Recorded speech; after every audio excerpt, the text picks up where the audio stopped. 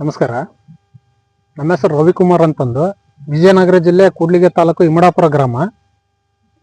VNR 43-44 ಈ ತಳಿ ಬೀಜನ ನಾವು 2 ಎಕರೆ ಬಿತ್ತನೆ ಮಾಡಿದ್ವಿ. 65ರಿಂದ 66 ಕ್ವಿಂಟಲ್ ನಮಗೆ ಇಳುವರಿ ಬಂತು. ಈ ತಳಿ ಹಾಕೋದ್ರಿಂದ ರೈತರಿಗೆ ತುಂಬಾ ಅನುಕೂಲ ಇದೆ.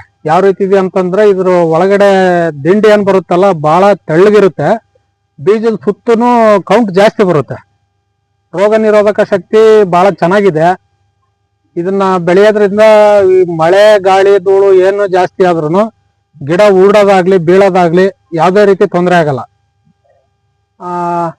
ಅದನ್ನ ಹೊರತುಪಡಿಸಿದ್ರೆ ರೋಗ ನಿರೋಧಕ ಶಕ್ತಿ ಚೆನ್ನಾಗಿದೆ. ಯಾವುದೇ ತರದ ಔಷಧಿ ಆಗ್ಲಿ ಇನ್ನೊಂದಾಗ್ಲಿ ಯಾವ್ದನ್ನು ಕೇಳಲ್ಲ. ಒಂದು ಚೆನ್ನಾಗಿ ಗೊಬ್ಬರ ಮಾಡಿಬಿಟ್ರೆ ಬಹಳ ನೀಟಾಗಿ ಬಂದಿದೆ, ಬಹಳ ಚೆನ್ನಾಗಿದೆ.